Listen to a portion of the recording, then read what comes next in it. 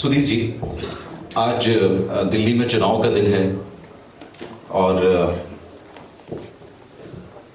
इसने मुझे एक कारण दिया है कि क्यों ना प्रश्न मैं यहीं से शुरू करूं, बातचीत का अवसर इसी प्रश्न से बनाऊं कि आखिर ऐसा क्यों हुआ कि इस देश को जिस आदमी ने आजादी दिलाई, महात्मा गांधी, उनको स्वयं को वोट डालने का एक भी अवसर नहीं मिल सका।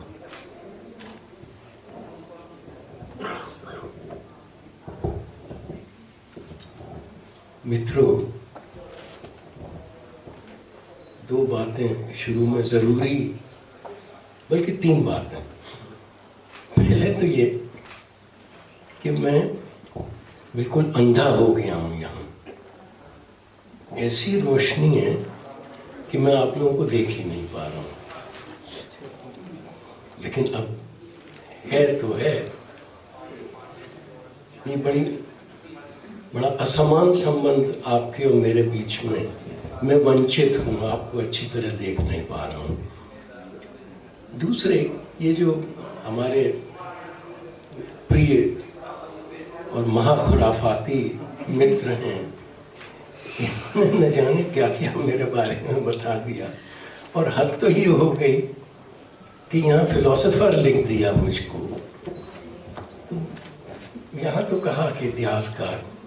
तो जब मैंने ये अपूर्व ने कहा कि आप तो फिलोसोफर भी हो गए, मैंने कहा कैसे, तो उन्होंने दिखाया। तो मुझे अचानक डोनाल्ड ब्रैडमैन की एक किताब याद आ गई जो अपने क्रिकेट के शुरुआती दौर में मैंने पढ़ी थी, हाउ टू प्ले क्रिकेट।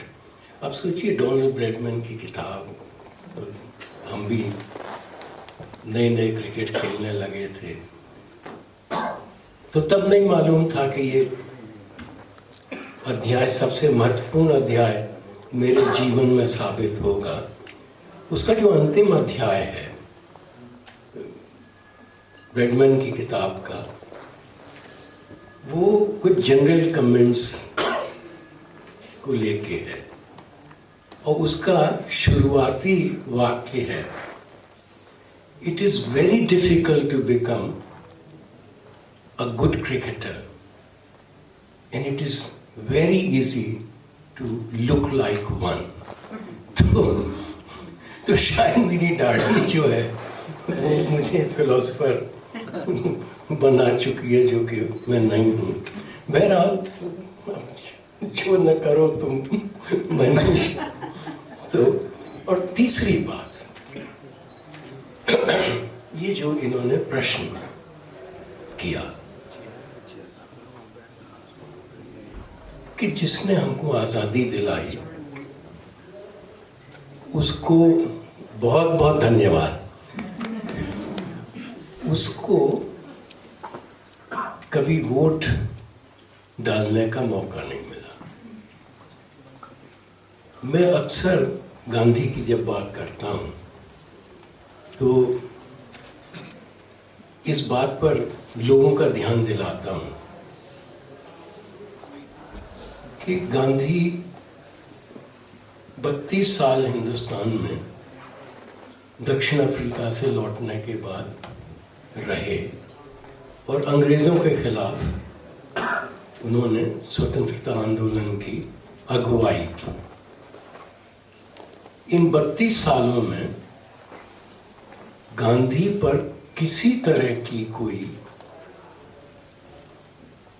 शारीरिक आपत्ति नहीं आई। अंग्रेजों ने ज्यादा से ज्यादा ये किया कि उनको जेल में डाल दिया। और अगर आप लोग गांधी के जेल जीवन के वर्णन पढ़ें तो आप सबकी इच्छा होगी कि भाई साल 2 साल में 15-20 दिन हमें भी इस तरह की जेल मिल जाए तो बड़ा आनंद रहेगा। और फिर बाद में तो ये हाल हो गया था गांधी का कि वो, उनकी पत्नी, उनके सेक्रेटरी महादेव देसाई, मीराबेन, जिसकी इच्छा होती थी वो गांधी के साथ रहते थे। और ये आपको याद दिलाऊं कि आगा खां पैलेस में जब गांधी बंदी थे तो उस वक्त महादेव देसाई की मृत्यु हुई, वहीं बा की मृत्यु हुई। तो गांधी का जो जेल जीवन था उसमें उनको ये सुविधा रहती थी कि सब उनके जिनकी ज़रूरत है सब उनके साथ रहे। तो ऐसा बस अंग्रेज़ों ने किया और हम जानते हुए भी ये बात भूले रहते हैं कि जिसको राष्ट्रपिता हम कहते हैं उसको आजाद हिंदुस्तान ने केवल 5.5 महीने जिंदा रहने दिया। ये ऐसी चीज नहीं है, ये कोई रेस्ट की किताब इतिहास की किताबों में दबी हो बात, हम सब जानते हैं। 15 अगस्त और 30 जनवरी के बीच का अगर आप लोग हिसाब लगा लें तो 5.5 महीने 169 दिन। लेकिन ये तथ्य हमारी चेतना का अंग नहीं है। क्यों नहीं है हमारी चेतना का अंग? ये तथ्य कि 169 दिन गांधी को जीवित रहने दिया गया इस देश में।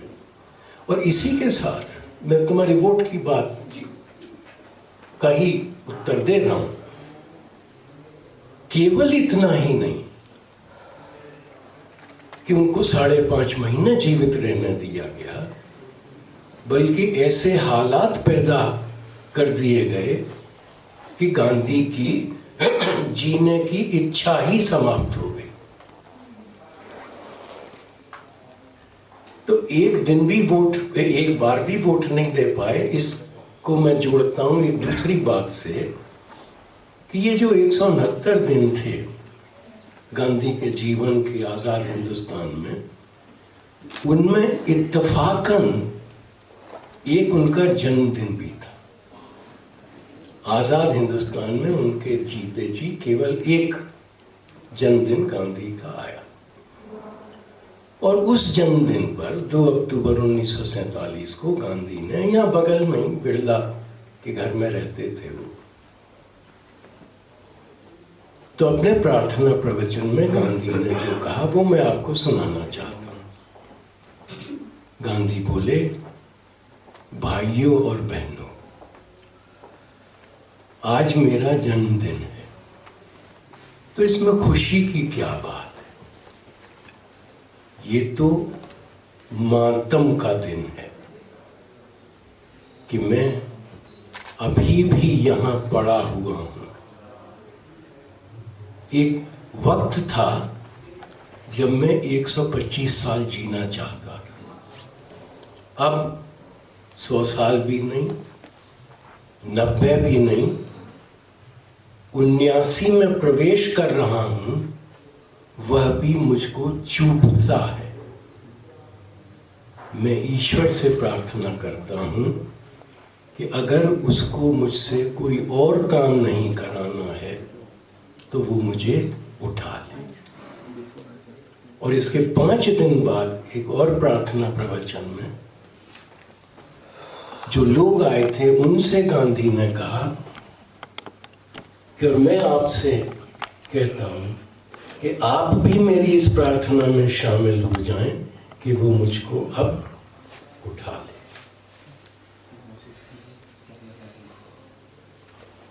तो जो सवाल मनीष ने पूछा है वो मुझे इस त्रासदी पर ले गया। ट्रेजेडी ये नहीं थी कि गांधी को वोट करने का मौका नहीं मिला। ट्रेजेडी ये थी कि ये जो सबसे महत्वपूर्ण स्वर होना चाहिए था आजाद हिंदुस्तान में, उस स्वर को सुनना हमने बंद कर दिया। गांधी बाद के दिनों में कहते थे कि एक दिन था जब मैं इस देश में बहुत बड़ा आदमी था। मैं कहता था ऐसा करो तो लाखों लोग वो करने के लिए दौड़ते थे। आज मैं कहता हूँ ऐसा करो, तो कहती हैं नहीं करेंगे। तो अगर गांधी को खुदा न खास्ता एक वोट देने का दिन मिल भी जाता, तो वो उनके लिए कैसे धर्म संकट का दिन होता कि ये देश जो कि वो हिंद स्वराज के रास्ते पर ले जाना चाहते थे, वो वेस्टमिंस्टर मॉडल ऑफ डेमोक्रेसी के जाल में फंस गया और गांधी को तय करना पड़ा था कि मुझे वोट देना है या नहीं देना है। ये नोटा जो है, अगर मान लो गांधी जाते तो हो सकता है कि गांधी का वोट नोटा वाला होता। लेकिन सुधीर जी, जो अभी आपने बात कही कि गांधी लगभग ये इच्छा ना जीने की इच्छा प्रकट कर चुके थे, तो ये एक तरफ गांधी की हत्या और दूसरी तरफ उसके ठीक पहले गांधी की इच्छा मृत्यु की ये फरमाइश या ये इच्छा, इन दो चीजों को एक साथ देखा जा सकता है क्या? क्योंकि हत्या इसलिए हुई क्योंकि गांधी इच्छा मृत्यु चाहते थे, तो गोडसे निमित्त बन गए उसके, ऐसे तो नहीं देखा जा सकता। देखो मनीष, ऐसे देखा जा सकता है और ऐसे देखा जाना चाहिए। मैं आपको 19 मार्च 1947 की बात बता रहा हूं, जब नुआखाली में 16 अगस्त 1946, आपको याद होगा, डायरेक्ट एक्शन डे की कॉल मुस्लिम लीग ने दी थी और कलकत्ता में भयंकर सांप्रदायिक दंगे हुए थे। पहले मुसलमानों ने हिंदुओं को मारा था, मुस्लिम लीग का राज्य था बंगाल में, और सोहरावर्दी प्राइम मिनिस्टर थे, जिसको आज हम चीफ मिनिस्टर कहते हैं, वो तब प्राइम मिनिस्टर कहलाता था। और सोहरावर्दी का रोल 16 अगस्त 1946 को वही था जो नरेंद्र मोदी का गुजरात 2002 में था। तो गांधी नुआखाली गए। नुआखाली में बहुत हिंदुओं को मारा गया, सताया गया। तो गांधी जिनके बारे में कहा जाता है कि उनको तो केवल मुसलमानों की चिंता थी, गांधी नुआखाली चले गए।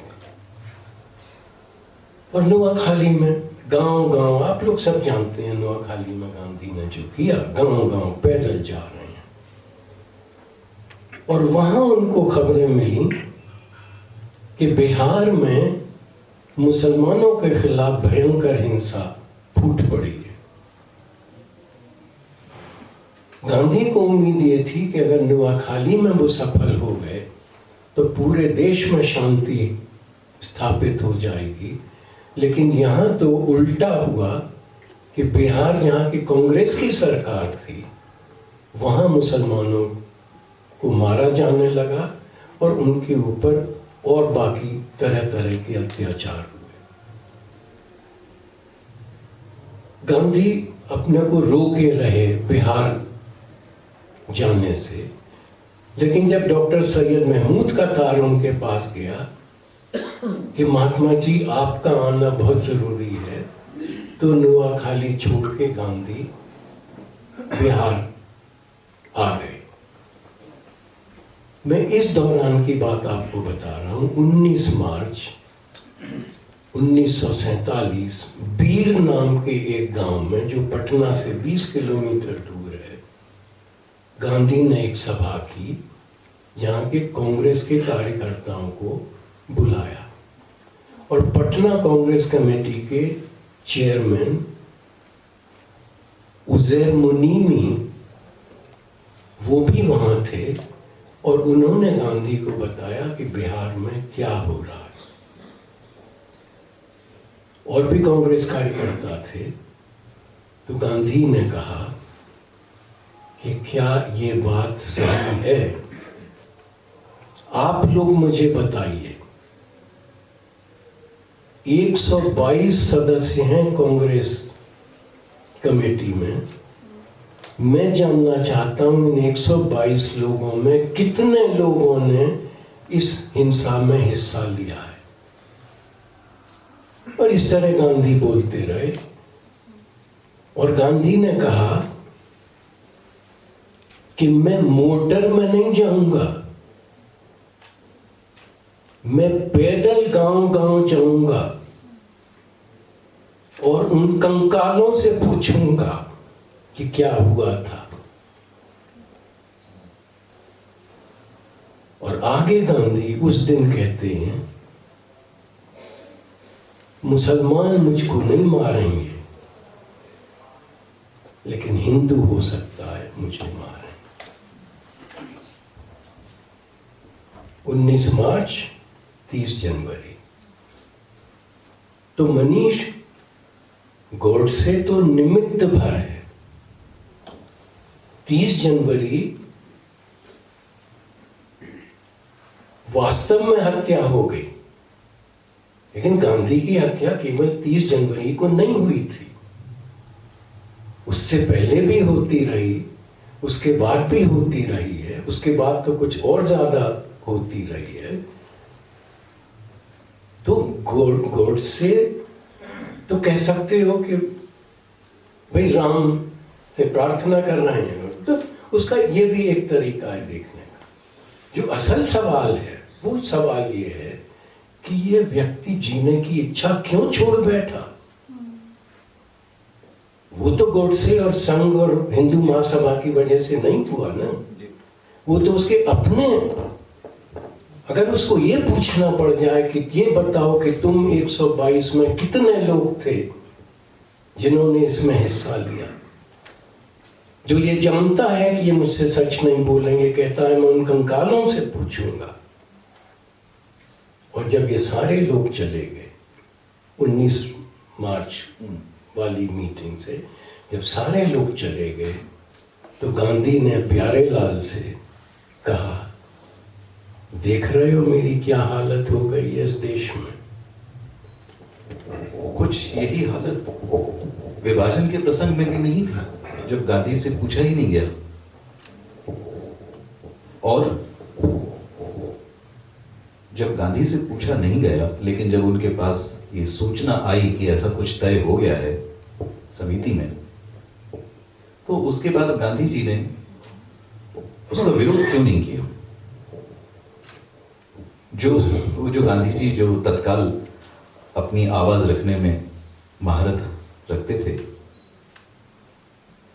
जब अंधेरे इतने बढ़ते गए कि एक इतना बड़ा अंधेरा बन गया जो जिसके तले पूरे विभाजन की नींव रख दी गई, उसका विरोध गांधी जी ने उस तरीके से क्यों नहीं किया। उन्होंने अनशन क्यों नहीं किया, उन्होंने सत्याग्रह क्यों नहीं किया। मित्रों, ये जो मनीष ने सवाल पूछा है बहुत ही जरूरी सवाल है, और खासतौर से उस संदर्भ में जिसमें कि गांधी को उत्तरदायी बताया जाता है देश के विभाजन का। ये बहुत जरूरी सवाल है। इस सवाल के जवाब कई स्तर पर दिए जा सकते हैं, और आप ये न समझें कि मैं बचने के लिए ये बात कह रहा हूं, लेकिन पूरे 1 घंटे इस सवाल का जवाब दूं अगर मैं, तो न्याय हो पाएगा गांधी के साथ। वो समय तो हमारे पास नहीं है। तो मैं मुख्तसर ये बात आपके सामने रखना चाहता हूं। मनीष समिति में नहीं हुआ था।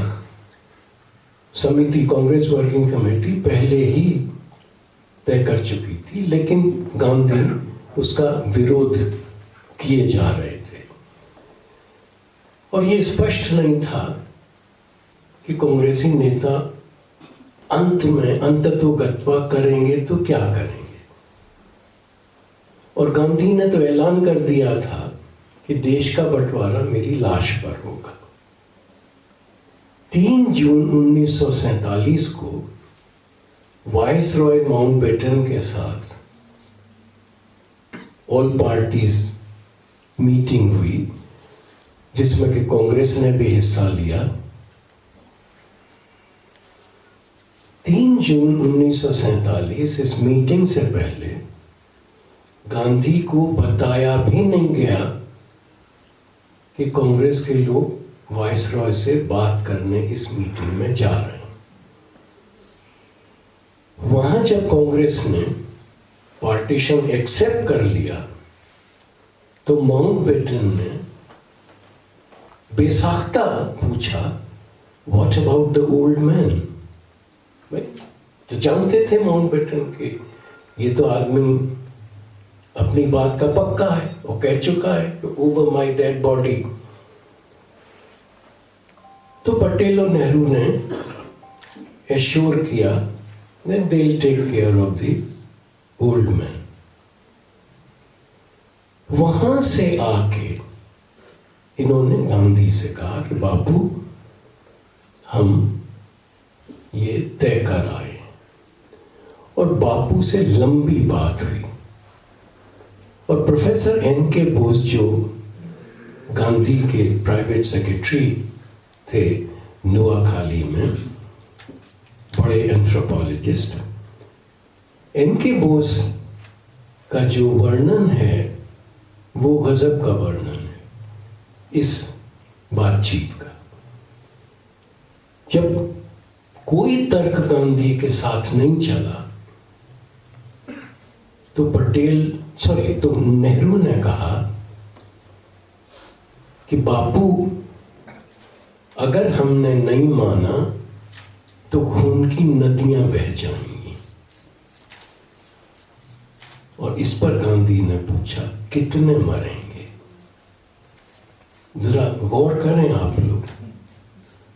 अहिंसा का उपासक ही ये सवाल पूछ सकता है कि कितने मरेंगे। इससे हम अंदाज लगा सकते हैं कि गांधी बिल्कुल इसके पक्ष में नहीं थे। और हम लोग भी इसका हिसाब जरूर लगाएं कि कितने मरे और कितने मर रहे हैं। ये था ना कि खून की नदियां बह जाएंगी, तो खून की नदियां तो बही और बह रही हैं। अब मैं गांधी के ये जो सवाल है कि क्यों नहीं उन्होंने एक सत्याग्रह कर दिया, क्यों नहीं एक आमरण अनशन और कर दिया। 4 जून को गांधी वो आमरण अनशन हिंदू और मुसलमान के बीच शांति और भाईचारा स्थापित करने के लिए न करता। एक ये बात। फिर गांधी कहते हैं कि जब मैंने ये घोषणा की थी तो मैं समझता था कि देश मेरे साथ है। आज मैं देख रहा हूं कि कांग्रेस मेरे साथ नहीं, लीग तो थी ही नहीं, और आप लोग भी मेरे साथ नहीं है। आप लोग लोग प्रार्थना प्रवचन में बोले, और आप लोग भी मेरे साथ नहीं। तो ऐसे में मैं क्या अपने को सही सिद्ध करने के लिए मरने बैठूं? वे मरना तो है ही उनको, अगर वो आमरण अनशन करते हैं तो वो कह रहे हैं कि क्या मैं अपने को सही सिद्ध करने के लिए मरने बैठूं? अपने को सही सिद्ध करना तो उनका मकसद नहीं है, उनका मकसद तो बड़ा मकसद है। और गांधी बार बार ये कहते हैं कि मेरे लिए हिंदुस्तान और पाकिस्तान जैसी कोई चीज नहीं है, मेरे लिए हिंदू और मुसलमान जैसी कोई चीज नहीं है, मेरे लिए तो ये एक पेड़ की 2 डालें हैं। मैं ये नहीं कर सकता कि एक डाल को ले लूं और दूसरी डाल को छोड़ दूं। ये गांधी के अनेक कारण हैं। और फिर वो ये कहते हैं, अब ये जब बात चल ही निकली है तो ये पूरी बात मैं जल्दी से कर दूं। गांधी एक बात पर जोर दे रहे थे और वो ये कह रहे थे कि अच्छी तरह हम लोगों को समझ लेना चाहिए कि अगर ये दोनों दोस्त एक दूसरे के दुश्मन, दोनों मुल्क एक दूसरे के दुश्मन बनते हैं तो ये आजाद नहीं रह सकेंगे, आजाद नहीं रह सकेंगे। अब अगर गांधी की बात समझनी है तो ये भी सोचना होगा कि हम कितने आजाद हैं और पाकिस्तान कितना आजाद है। आजाद नहीं रह सकेंगे। गांधी ने कहा कि ये हो ही नहीं सकता है कि पाकिस्तान नर्क बने और हिंदुस्तान स्वर्ग बन जाए। हिंदुस्तान तभी स्वर्ग बनेगा जब पाकिस्तान भी स्वर्ग बने। तो मनीष, ये एक तरह से बहुत साफ बात है। अगर हम गांधी को पढ़ें, गांधी को सुने, अगर हम गांधी को न पढ़ें न सुने तो ये बड़ी मुश्किल बात बनी रहती है। और दुर्भाग्य हमारा ये है कि गांधी के बारे में कोई कुछ जाने या न जाने, हर आदमी को गांधी की दो बातें मालूम है। एक बात ये कि कहा था कि मेरी लाश पर बंटवारा होगा देश का, और हो गया बंटवारा, लाश पर तो नहीं हुआ। और दूसरी बात जो हर आदमी गांधी की जानता है वो उनके ब्रह्मचर्य एक्सपेरिमेंट्स। ब्रह्मचर्य एक्सपेरिमेंट्स का उनको ये भी न मालूम हो कि क्यों गांधी कर रहे थे, क्या कर रहे थे, लेकिन सबको मालूम है और सबका मंतव्य है कि गलत कर रहे थे। तो दोनों बातों में जो कि सर्वविदित बात है, महा अज्ञान को जानने की कोशिश भी नहीं है, इसलिए कि हम तो बगैर जाने सब जाने हुए हैं। अभी आपने कहा कि जो गांधी जी की, ये गांधी जी से मुस्लिम लीग की असहमति और कांग्रेस की असहमति दोनों एक साथ हैं। लोक से क्या असहमति थी? यह प्रार्थना प्रवचन में वो जो अनुयायी जो आए हुए हैं उनसे गांधी जी ने ये क्यों कहा कि अब आप भी मेरी बात नहीं सुनते? ये दो से जो कहा वो तो समझ में आ रही है बात। देखो, गांधी की समझ बड़ी जबरदस्त थी लोगों की। गांधी सब देख रहे थे, अपने चारों तरफ देख रहे थे, और वो ये देख रहे थे कि लोगों के मनों में कौन सा जहर फैल चुका है और उनकी बात सुनने वाला कोई नहीं है, और सबको ये लग रहा है कि ये तो हमारे दुश्मन। मुसलमान हिंदुओं को लेके यही सोच रहे हैं, हिंदू मुसलमान को, जब मैं हिंदू कह रहा हूं तो उसमें हिंदू सिख सब शामिल हो जाते हैं। तो गांधी ये समझ रहे हैं और सही समझ रहे हैं। ऐसा नहीं है कि वो अपने को भुलावा देने के लिए, न मरने का कारण ढूंढने के लिए ये कह रहे हैं कि लोग भी मेरी नहीं सुन रहे। लोग नहीं सुन रहे हैं गांधी की। और मैं केवल उन्हीं लोगों की बात नहीं कर रहा हूं जो कि बिरला के घर बाहर आके गांधी मुर्दाबाद के नारे लगा, क्योंकि जैसी लोक व्याप्ति गांधी के संदर्भ में है वो तो अभी तक एक अतुलनीय उदाहरण है, वैसी लोक व्याप्ति तो आज तक किसी की नहीं हुई। फिर वही आदमी अगर लोक को देख के ऐसी बात कहे तो इसका कुछ गहरा कारण। अब देखो मनीष, तुम मुझे मजबूर कर रहे हो। देखो, ये हमने अच्छा है, मजबूर कर रहे हो। लोक व्याप्ति, ये लोक व्याप्ति क्या होती है? ये बड़ा मोहक शब्द है और हमें बड़ी तसल्ली मिलती है। लोक व्याप्ति क्या थी गांधी की लोक व्याप्ति? भैया 32 साल जिनका मैंने जिक्र किया, 32 साल गांधी ने, 31 हैं दरअसल अगर आप पूछें तो, 1 साल तो वो घूमते ही रहे देश में, हिस्सा नहीं लिया राजनीति में। तो 16 से 47 तक 31 साल जो हैं, इन 31 सालों में गांधी ने नेशनल मूवमेंट की अगुवाई कितने दिन की? 1918 से 1922 तक, फिर बाहर 1929 से 1932-33 तक, फिर बाहर, और अब तो 54 के मेंबर भी नहीं है कांग्रेस के, और फिर 1942 में। तो आप हिसाब लगा लो बैठ के कि इन 31 सालों में 12 साल, 13 साल, 14 साल, जितने भी आप लगाना चाहो, तो जो लोक व्याप्ति जिसको हम कहते हैं, 150 साल मनाना ये लोक व्याप्ति है, 2 अक्टूबर 30 जनवरी को याद कर लेना ये लोक व्याप्ति है, तो लोक व्याप्ति है। लेकिन गांधी के अर्थ को समझना, गांधी जो चाहते थे उसको समझना, अगर उसका अभाव है तो लोक व्याप्ति नहीं है। तो मैं तो अच्छा, ये क्यों है? ये जो लोक व्याप्ति का भ्रम हम अपने मन में पाले हुए हैं, ये बहुत महत्वपूर्ण बात है।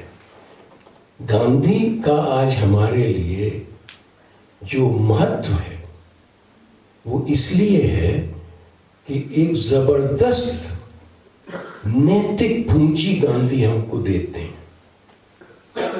गांधी के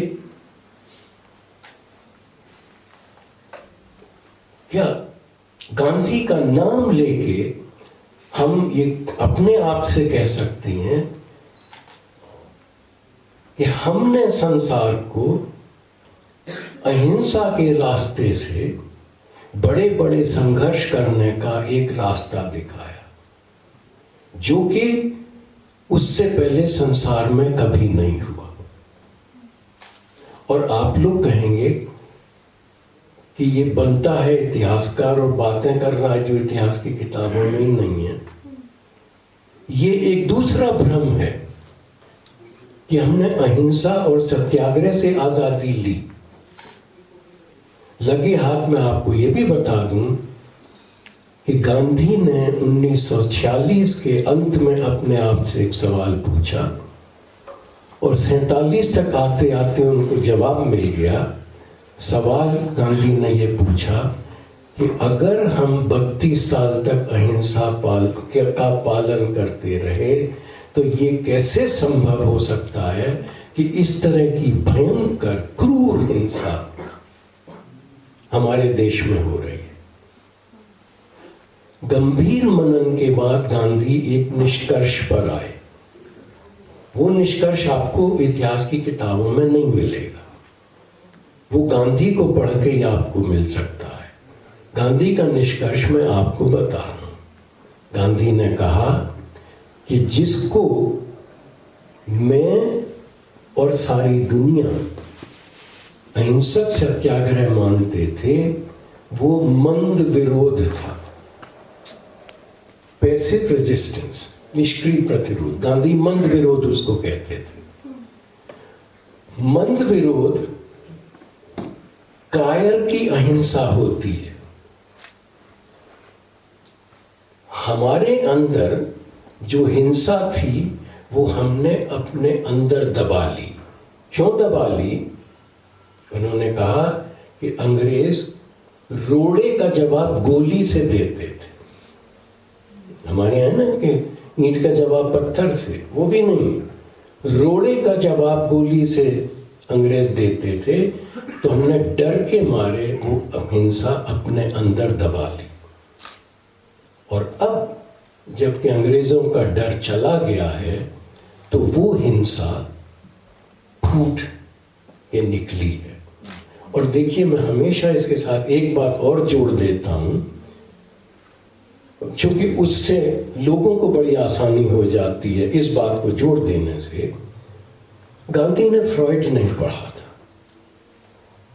लेकिन फ्रॉइड ने अपने तमाम थियोरीज के साथ साथ एक और थियोरी प्रोपाउंड की है, वो है रिवेंज ऑफ द रिप्रेस्ड। जब आप रिप्रेस करते हो, जिस चीज को रिप्रेस करते हो, वो तैयारी में बैठी रहती है और मौका मिलते ही वो अपना रिवेंज लेती है। गांधी बगैर फ्रॉइड को पढ़े कह रहे हैं, जो हमारे अंदर दबी बैठी थी हिंसा, अब वो फट पड़ी है।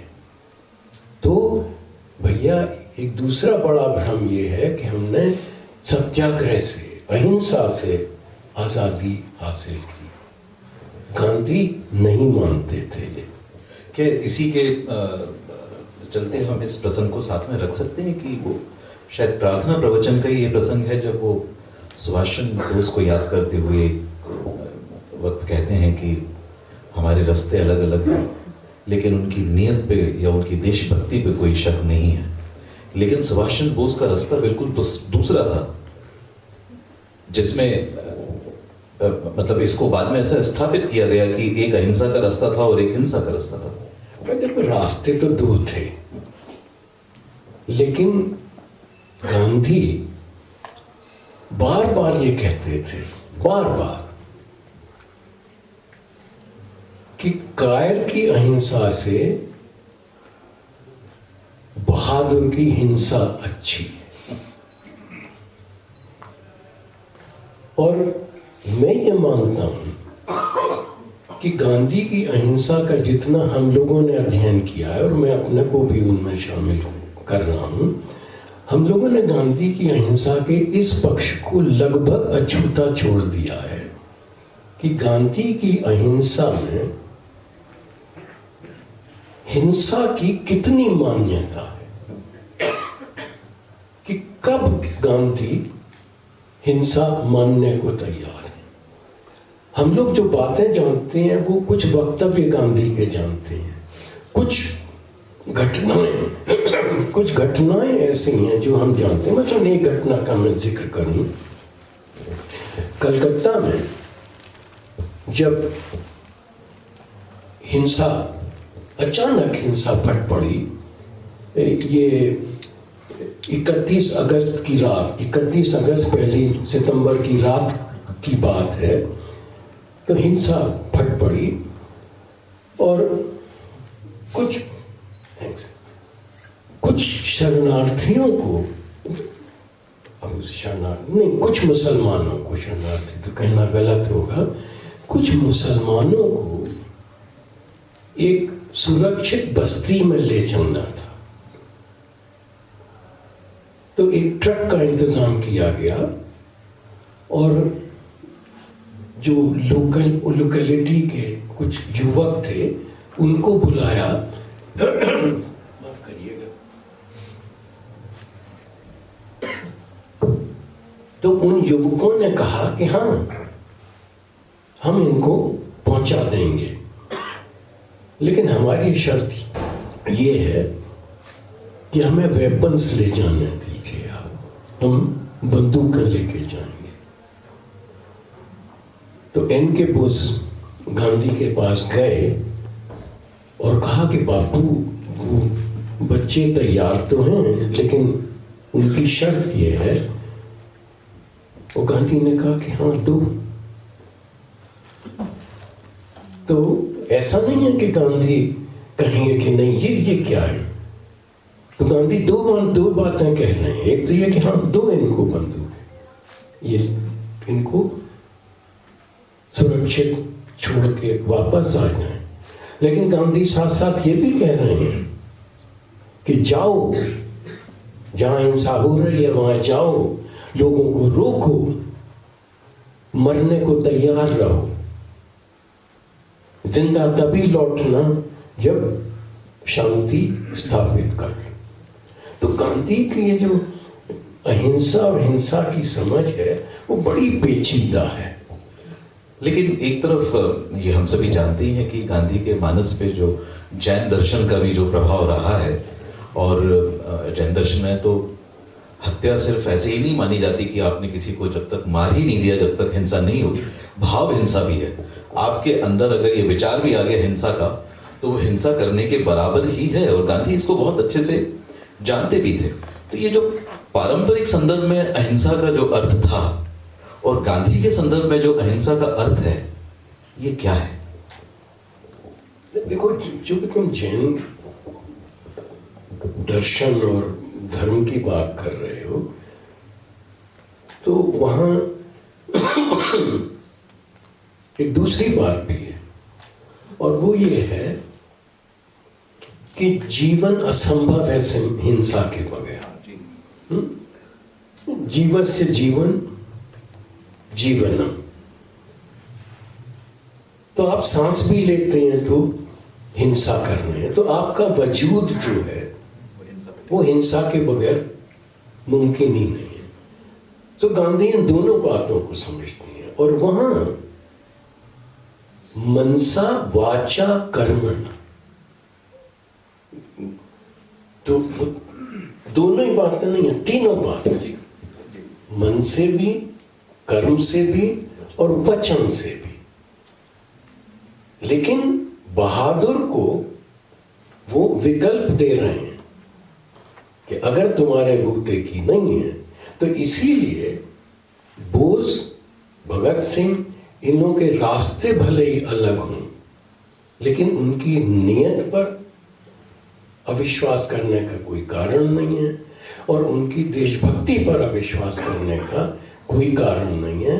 और लगे हाथ ये भी कह दूं कि उसी तर्क के अनुसार गॉडसे की देशभक्ति पर भी शक करने का कोई कारण नहीं है। तो सुधीर जी, क्या हम ये कह सकते हैं कि जो अब ये जो आधुनिक भारत है, क्योंकि विकल्प की हत्या उस समय हो गई, इसलिए जो अब का भारत है, यहाँ पे विकल्प की संभावना बहुत कम है, जो अल्टरनेटिव है। देखो अनिश, तुमने बड़ी अच्छी बात कही। मेरे दिमाग में ये जो तुमने विकल्प की हत्या कही, ये बहुत अच्छा एक्सप्रेशन है। मैं इसका इस्तेमाल करना चाहूँगा, तुम अनुमति दो या न दो। तो ये विकल्प की हत्या जिसे मनीष कह रहे हैं, मुझे लगता नहीं कि उससे बचने का हमारे सामने इस वक्त कोई रास्ता है। रास्ते केवल दो हैं। एक रास्ता ये कि समय रहते चेत जाएं और विकल्प स्वीकार कर लें, और दूसरा ये है कि चाहें तो उससे बचना, लेकिन अपने सोचने और जीने के तरीके के इस तरह गुलाम हो चुके हों कि चाहते हुए भी उससे न बच पाए। तो हम लोग जिस तरह के जीवन के आदी हो गए हैं, उसमें विकल्प तो वही है, ग्रोथ ग्रोथ ग्रोथ। कौन सी ग्रोथ? जब मैं ग्रोथ कह रहा हूं तो ये नहीं कि ग्रोथ वही ग्रोथ है। ग्रोथ तो गांधी भी चाह रहे हैं। वो जो गांधी कहा करते थे कि पृथ्वी के पास साधन पर्याप्त हैं हर एक की आवश्यकता के, लेकिन लालच, और अब स्थिति ऐसी हो गई है कि भाई एक जमाना था जब कंज्यूमर सोसाइटी एक खतरा थी। आज कंज्यूमर सोसाइटी से हम कहीं आगे बढ़ गए हैं। आज तो इंस्टेंट सोसाइटी है कि तुरंत इच्छा हुई और इच्छा की पूर्ति तुरंत होनी है। तो जब इंस्टेंट सोसाइटी में हम रहने लगे, तो चाहते हुए भी, समझते हुए भी कि उसमें सिवाय संहार के, सामूहिक संहार के और कोई रास्ता नहीं, और कुछ नहीं होने जा रहा है। और मित्रों, एक किस्सा आपको बता दूं। मुझे किस्सों का बड़ा शौक है। ये इन्होंने कहा ना कि नोंत में हम लोग साथ थे, बड़े सुंदर 3 महीने बीते हमारे, कामना, ये आदि, आत्या, गीतांजलि, मैं आशीष भी, आशीष भी, हाँ, हम तो एक जमावड़ा होता था शाम को, बड़े सुंदर दिन थे। तो वहाँ मंगलवार की शाम को महीने में एक लेक्चर होता था। तो एक बार एक लेक्चर हुआ, एक ऐसे आदमी था जो कॉर्पोरेट दुनिया में बड़ा नाम कर चुका था, और उससे उसको वैराग्य हो गया और उसने पढ़ने लिखने का काम शुरू किया। फिर हमारे यहाँ उसने लेक्चर दिया। उस लेक्चर में पता ये लगा कि उस तरह का आदमी था जो अपने ऑफिस में जाने से पहले अपना मिलियन बना लेता था कंप्यूटर पे बैठ के। मतलब अब आप सोच सकते हैं कि what kind of विजर्डरी he possessed. और ये सब छूट छाड़, तो उसने कॉर्पोरेट वर्ल्ड का खाका हम लोग के सामने खींचा। तो इस पर एक सवाल हम में से किसी ने किया कि is it not in their self interest not to do this, because by doing this they may succeed today, but what about tomorrow? बड़ा जायज सवाल था, और इस आदमी ने 5 सेकंड घूरा सवाल करने वाले को और कहा, tomorrow? What does that mean? Sudhir ji, जैसे कि हम सभी जानते हैं और ये मैंने पीछे लिखा भी है, Gandhian biographer of Bhupen Khakhar.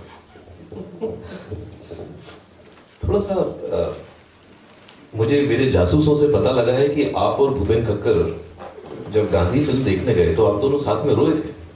कितनी सत्यता है इस बात में? 100%। सिवाय इसके कि गए नहीं थे, भूपेन के घर में टीवी पर आ रही थी, गए नहीं थे, वहीं बैठे थे। अरे तो बल्कि सच ये है कि तुम्हारे जासूस, मैं समझ गया तुम्हारा जासूस कौन है। मैं खुद भूल गया था इस बात को, और भूपेन पर जब मैं अपनी किताब लिख रहा था, जब लिख ली किताब, तो तुम्हारे जासूस ने मुझसे कहा, और तुमने उसका जिक्र नहीं किया। तो मैंने कहा, अरे मैं तो खुद ही भूल गया था, हम वाकई इतना रो रहे थे दोनों, भूपेन और मैं। भूपेन खक्कर का क्योंकि एक बड़ा अजीब सा डिफरेंट परसेप्शन है भूपेन खक्कर को लेके, खासकर जिस किस्म की पेंटिंग और जिन सब्जेक्ट को वो डील करते थे, तो वही एक किस्म से उनका जो एक आवा मंडल है उसी पे मंडराता रहता है। उसके अलावा भूपेन खक्कर का दूसरा पक्ष है जो मुझे इस बात से पता लगा कि इस प्रसंग से गांधी को लेके भूपेन खक्कर का क्या टेक था? वो ये देखो, नहीं, उस पर मैं नहीं अभी आ पाऊंगा। क्यों? मैं उस टेक की बात करना चाहूंगा जी, जिसका तुमने उल्लेख किया। मैं समझता हूं कि भूपेन की कला को बहुत ही सीमित तरीके से समझा गया। हमने उसको क्या होमोसेक्सुअल, भूपेन को होमोसेक्सुअल पेंटर घोषित कर दिया है। ये बात सही है, लेकिन केवल एक सीमित अर्थ में। एक बड़ा सत्य है भूपेन की कला का, और वो है कि भूपेन होमोसेक्सुअल पेंटर नहीं है।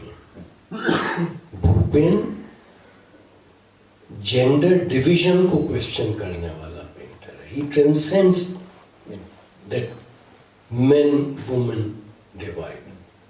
भूपेन के काम में, भूपेन के फिगर्स में जितनी क्रॉस ड्रेसिंग आती है, जितनी एंड्रोजिनी आती है, अगर उस पर गौर किया जाए तो ये जो टेक है भूपेन का, वो टेक बिल्कुल बदल जाएगा। और मैं मित्रों आप लोगों को एक बात बताऊं कि सिडनी में मार्दी ग्रा, वो उन्होंने भूपेन को स्पेशली इनवाइट किया और भूपेन का उस एग्जीबिशन में एक अलग सेक्शन था और उस सेक्शन का शीर्षक दिया गया था होमो इरोटिक लिरिसिज्म फ्रॉम इंडिया।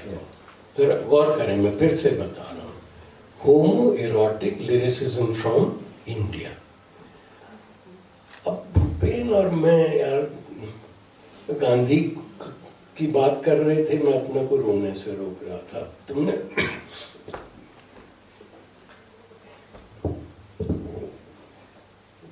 क्या दोस्ती थी भाई। तो खैर अब तुम रुलाने पे आमादा हो। खैर तो भूपेन और मैं पता नहीं क्या बहुत मस्ती करते थे। तो एक दिन कहने लगा यार तुम क्यों नहीं लिखते मेरा कैटलॉग आने वाली एग्जीबिशन के लिए। तो मैंने कहा यार भूपेन तुम कह रहे हो तो कुछ सोच के ही कह रहे हो, मुझे लगता तो नहीं कि मैं ये काम कर सकता हूँ, लेकिन यार तुम कह रहे हो तो देखता हूँ। और मैंने कहा मेरी शर्त ये है कि अगर तुम्हें पसंद आए तो ही इस्तेमाल करना, वरना कुछ और लिखवा लेना किसी और से। तो खैर वो मैंने लिखा, उसने इस्तेमाल किया। इसके बाद वो उसने 5 या 6 बार, अब जब ये होमो इरोटिक लिरिसिज्म फ्रॉम इंडिया वाला शो होना था तो फिर बोला कि लिखो। तो मैंने कहा भूपेन देखो मैं लिख तो दूंगा, लेकिन तुम्हारे ऑर्गेनाइजर्स पता नहीं इसको पसंद करेंगे या नहीं करेंगे। तो उसने कहा कि नहीं वो कौन होते हैं, मैं लिखवा रहा हूँ कैटलॉग। तो अब सोचिए कि जो शीर्षक है उसके सेक्शन का और जो एग्जीबिशन है, उसके बावजूद मैंने ये सब लिखने के बाद कहा बट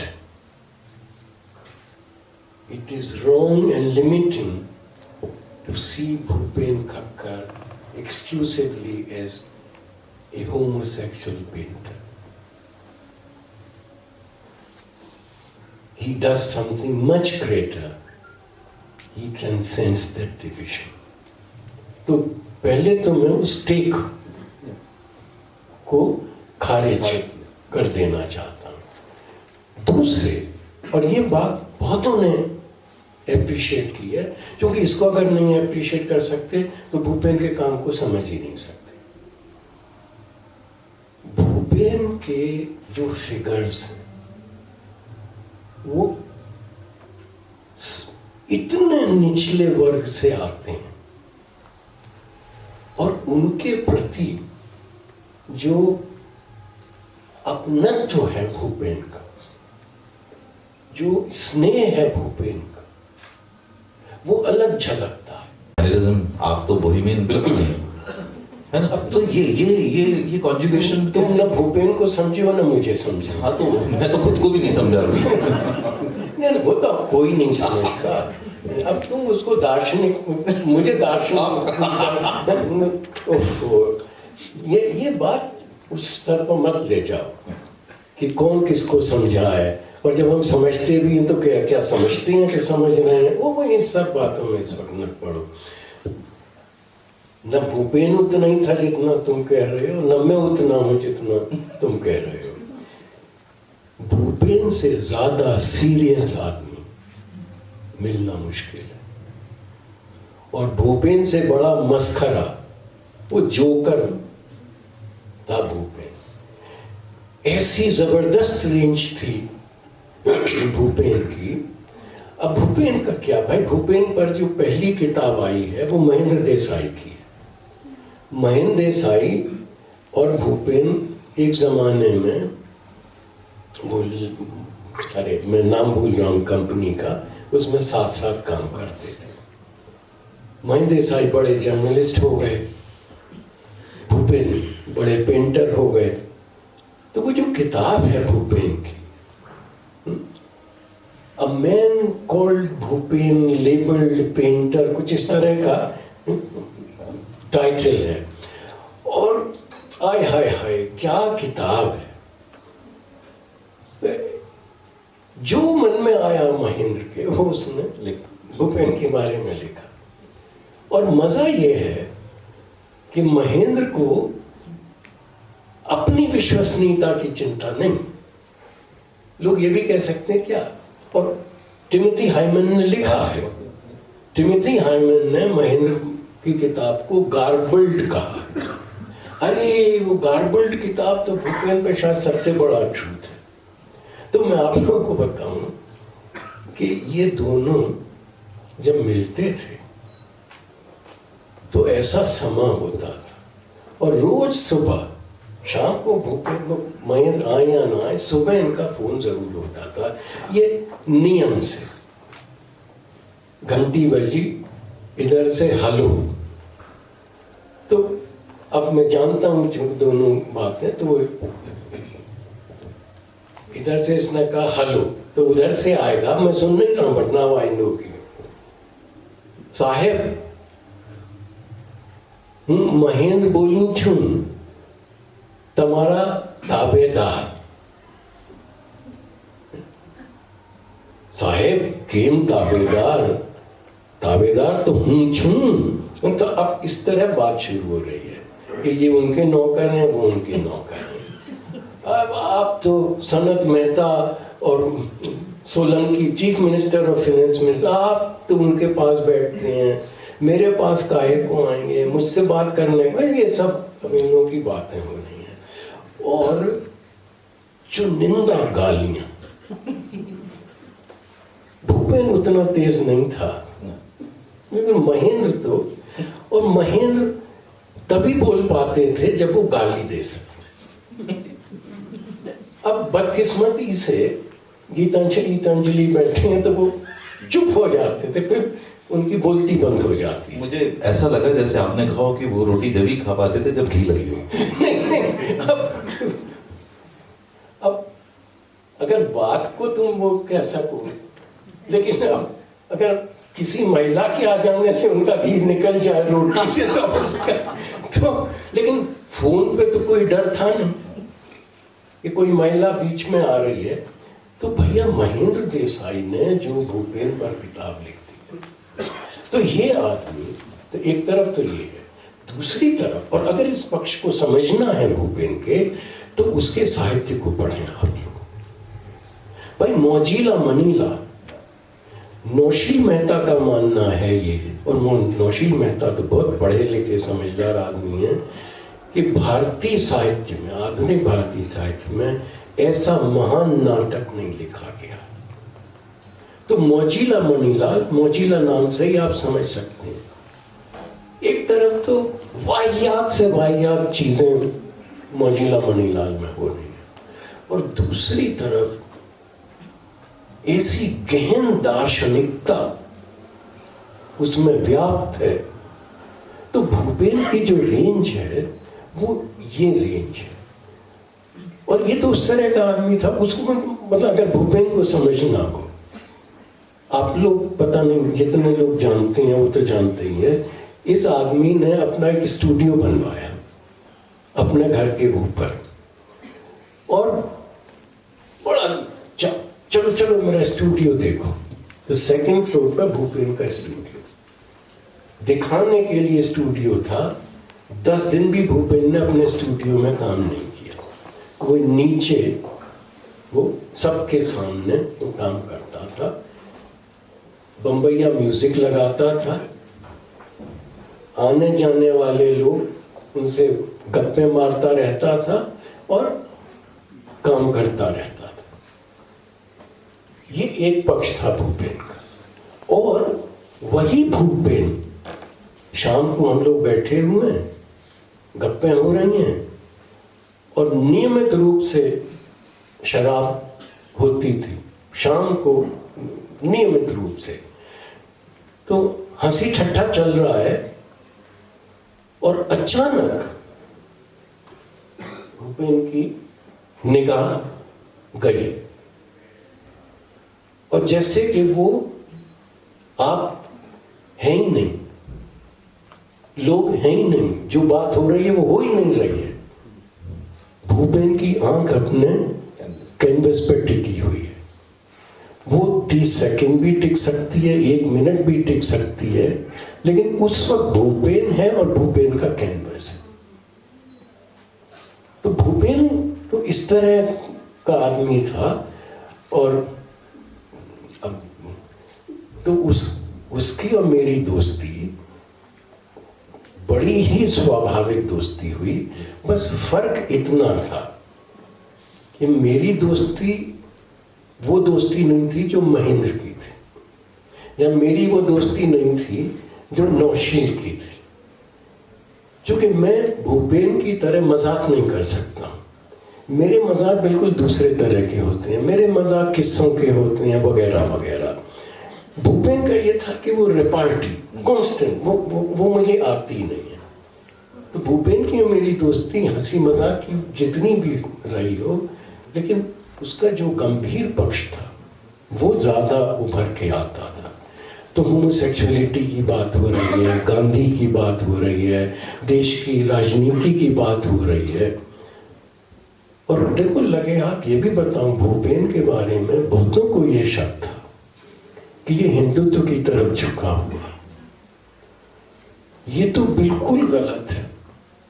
तो मेरी बात और भूपेन की बातें भले ही ज्यादा सीरियस होती नहीं हो, लेकिन वो हंसी मजाक, क्रिकेट, टेनिस, ये सब भी। आपको वो एक प्रसंग, आप वैसे आपको पता ही होगा, फिर भी मैं याद दिलाना चाहूँगा कि एक एग्जीबिशन हुई थी और भूपेन खक्कर से बोला गया उस कैटलॉग को लिखने के लिए। तो उन्होंने उसमें उस समय रेल बजट छपा था, तो उससे संबंधित जानकारी चित्रों के इर्द गिर्द छाप दी थी। मैं यहाँ पे सुधीर जी कुछ मित्रों को भी इन्वॉल्व करना चाहूँगा। इतनी बातचीत हुई है अलग अलग विषयों पे, अगर आप प्लीज। जी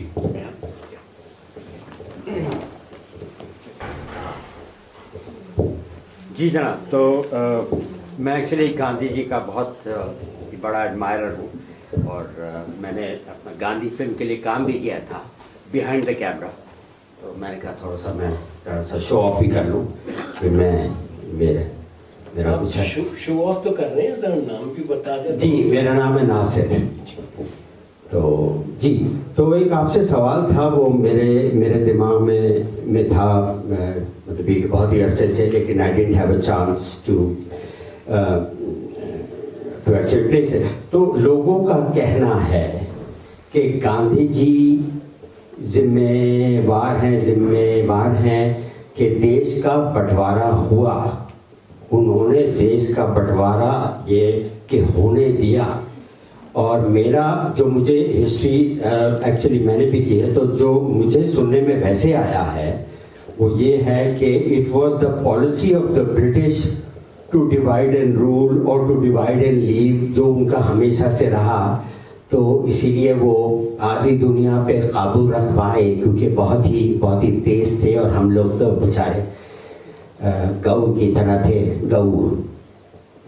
तो आपके ख्याल से क्या है कि भाई मतलब ये कि गांधी जी के पास कोई ऐसी ऑप्शन थी आपके ख्याल से कि वो इस बात को ये कि बदल देते या फिर पलट देते या फिर ना होने देते, या फिर ये ऐसी साजिश थी जिसके आगे उनको अपने घुटने टेकने पड़े? तो आपके ख्याल से कि Gandhi ji was actually stupid or wrong, or this was the way it had to happen because of the circumstances जो ऐसे थे, जिन्ना भाई ये और जो लग गए थे काम से? तो अगर आप इसके बारे में बता दें तो बड़ा अच्छा लगेगा। Thank you. देखिए, मैंने थोड़ी कोशिश तो की थी जब मनीष ने शुरू में वो सवाल किया था इस पर कुछ रोशनी डालने की। तो अब उन सारी बातों को दोहराने की जरूरत तो नहीं है। मैं केवल इतना कहना चाहूंगा कि he was neither wrong nor stupid. He found himself helpless. And given his helplessness, he decided to do the best that was possible for him to do. which was to try and undo or prevent, not undo, to try and prevent the possible evil consequences of partition. So during those 5.5 months that he was permitted to live in independent India, he devoted himself to that objective. Hence his 2 fasts unto death.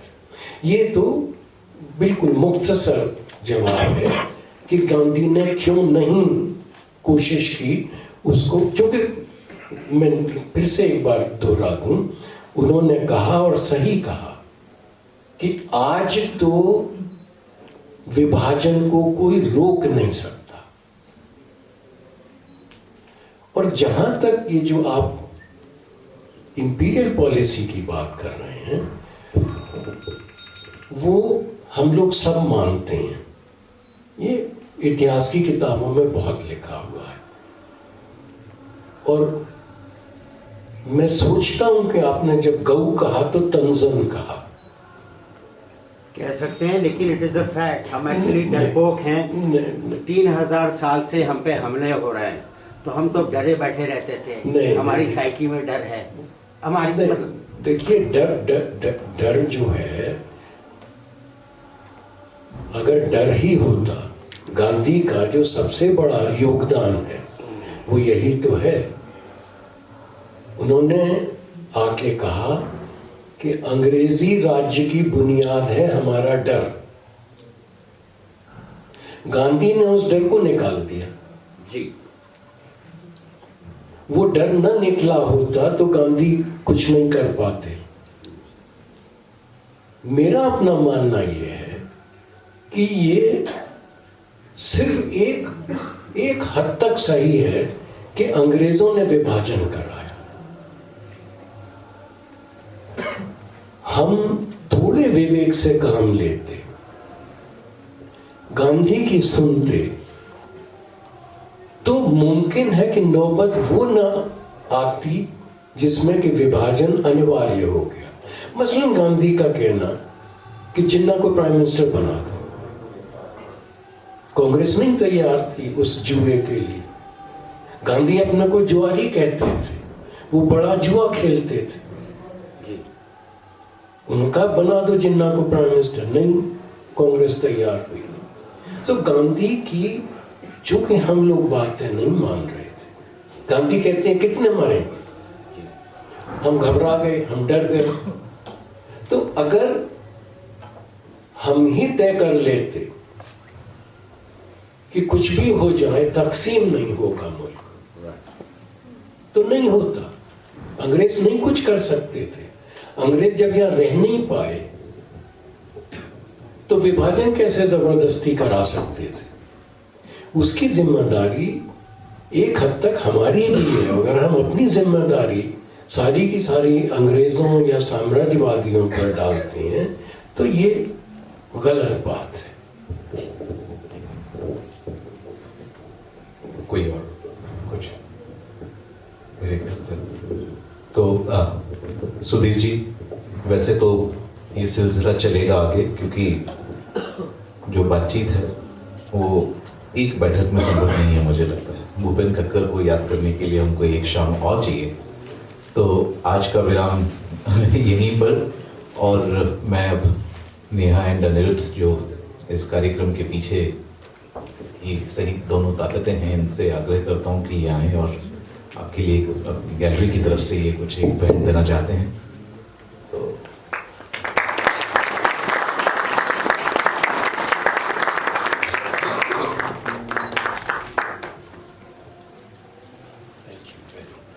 Sudhir ji, हम लोग आपके बहुत बहुत आभारी हैं। एक सुंदर शाम आपके साथ बिता सके, कुछ सुन सके। सब अधूरा लग रहा है, इसलिए और अच्छा लग रहा है, क्योंकि ये आगे और चलने का कारण बनेगा। और बहुत बहुत शुक्रिया आप सभी के लिए। Thank you very much for your presence, for your patience and for your silence.